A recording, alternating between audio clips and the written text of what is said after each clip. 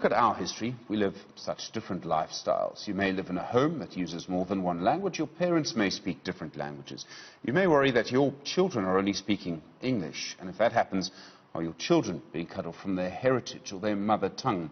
Sifiso Falala is the CEO of Plus 94 Research, joining me now. Sifiso, good afternoon to you. Thank you for your time.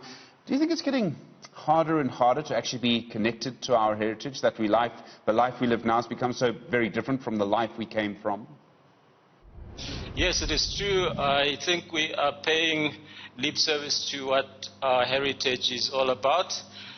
Many people cannot even begin to define what Heritage Month means. If you speak to some of the younger population below the age of, say, 25, for them it's precisely about a bride, having a bride, dressing in a certain way. So there's a lack of depth when it comes to the true meaning of culture, language, the significance, particularly when it comes to one's identity as a human being. We talk a lot about this word, Ubuntu, and we use a lot of proverbs such as Umuntu, Umuntu ngabantu, a person is a person because of other people, without actually defining what a person is and who we are. So Heritage Month, interestingly, is becoming something that probably marks the demise of many cultures in South Africa, particularly African cultures. I think it's seemingly some sort of museum for cultures rather than a celebration. In fact, one would even argue that cultures should be celebrated on a daily basis as a way of life. But it seems as if we are needing to be reminded of our cultural practices, and in particular the values that guard that about our society that shouldn't change. Sifiso, that's quite a strong thing to say, that Heritage Month is a museum of our culture. Well, I think you'd have realized that it is celebrated without paying too much significance to what exactly we mean by heritage.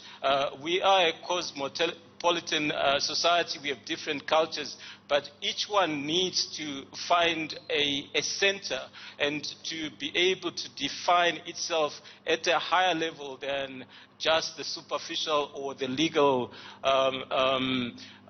construct of we are all human beings, we are all equal before the law, because the heritage and the culture is supposed to protect us. But the very fact that we are having Heritage Month as a reminder of the fact that we have a heritage is in itself, in a way, an acquiescence that, in fact, we have stopped practicing our culture, and Heritage Month is actually a celebration of what we used to be rather than of what we are. And I think that that's an important realization, especially in a society which is struggling with a lot of human values, such as violence, such as indecency and lack of respect for women's rights, children's rights, and so on and so forth. None of these things are part and parcel of any human culture. And as we celebrate Heritage Month, we should be asking ourselves an important question: what our heritage in fact is. What it has become now is not what in fact it used to be.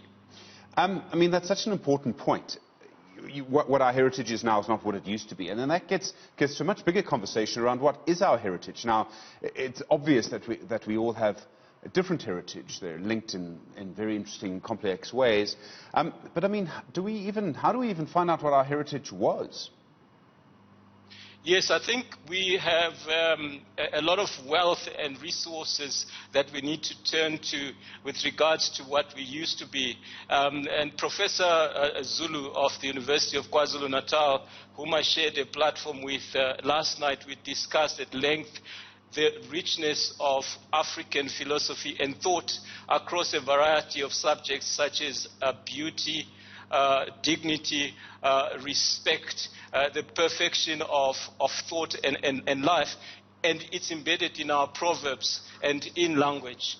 Many of us act based on our beliefs, and our beliefs are to a large extent informed by our language. And the fact that our language itself is hanging precariously by a thread is in itself an indication of the fact that since the dawn of democracy, we are seeing a significant downward spiral of the cultures that should be growing and helping us to become better human beings. I think what has happened is we have taken survival tools such as the need for employment, the need for education, the need for a sense of adventure, and used them to premise our definition of who we are, instead of actually using the higher law of ethics, using the higher law of what is truthful to define ourselves. So Heritage Month has become something of a misnomer and something that is just described as Heritage Month,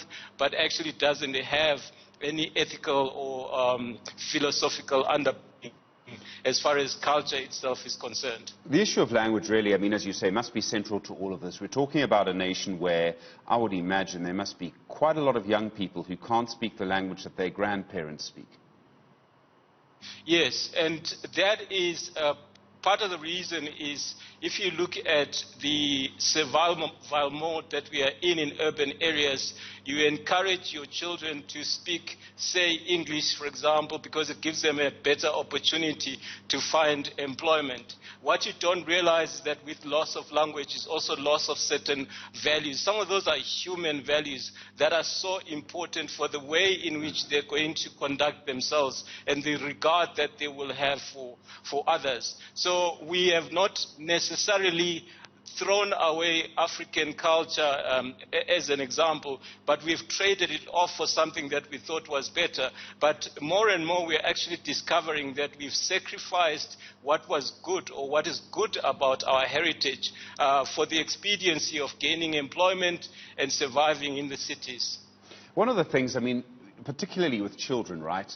The way that children will learn a language is from their parents. And the one external influence that maybe can be sort of governed in some way or regulated is TV, because that's what young children want to do, is they want to watch TV.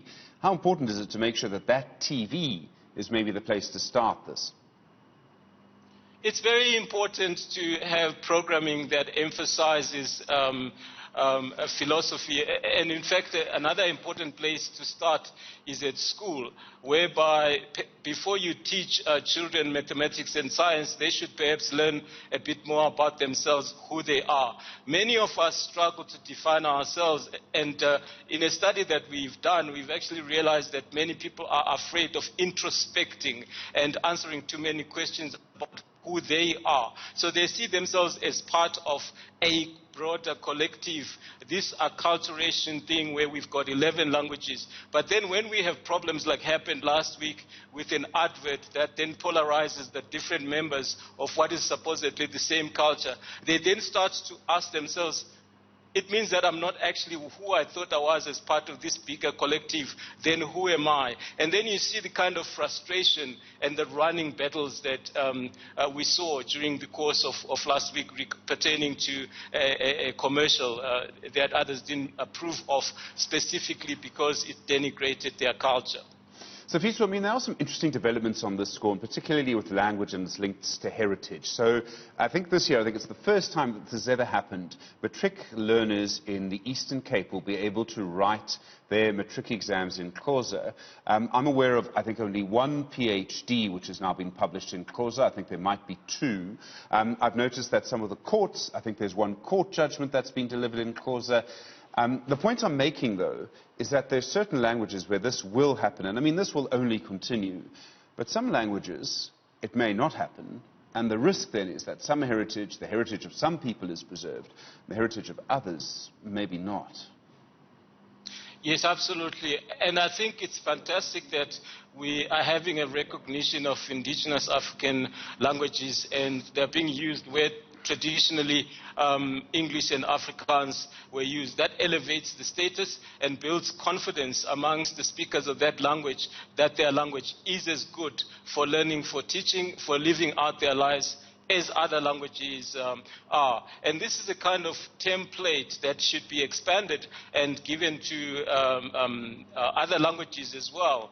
But it's not an end in itself. What is particularly important is to work on the metaphysical definition of who we are as a people. Because once we realize where we've come from and who we are, and apart from just the language, our respect for human life, our respect for property, our respect for others, you will begin to see that the beauty of our culture and language will then be expressed in the things that we do. But certainly the progress being made in spreading the use of African languages will help inspire inquiry into some of the depth of those languages and the underlying philosophical principles. Sifiso, you talk about what government can do, we can talk about what television programming can do, what the rest of society can do. But if you yourself are maybe a young person, maybe under the age of 30, feeling cut off from your heritage, where do you start? Do you go and seek out elder people, your grandparents if they're still with us? Maybe you go and seek out elders in your community. Would that be a good place to start? No, absolutely, and a good starting place would be, fortunately we have a semblance of the practice of African cultural norms, and what is left, which is still pretty intact, although diluted to a certain extent, is the payment of the bride price or lobola, for instance, and we still have a number of traditional weddings that are conducted, and also some funerals that are conducted in a certain way in honor of past traditions. And it is at those occasions that discussions can be held with younger generations about what it all means and why certain things are being done in a certain way. So young people should not be excluded from ceremonies that involve their families, and they should become a part of these families. We are not saying that they should disregard their sense of adventure. If they want to attend parties in the city and in nightclubs, that's fine. But as long as they are able to also respect their own culture and be a part of traditional African ceremonies where the true value of who they are can be explained to them so that they can live their lives with pride. And what you are seeing in our society nowadays is a group of people that is very hurt. It's very hurt because others do not respect their identity. And the only way that others can respect your identity is for you to know what your identity is. And for you not to think that you can just disappear into a broader identity, because people will always identify you in accordance to the visual cues that they see. And if they see you as a black person, they will treat you as a black person, and if you don't have any leg to stand on as a black person, don't be surprised if you are disrespected.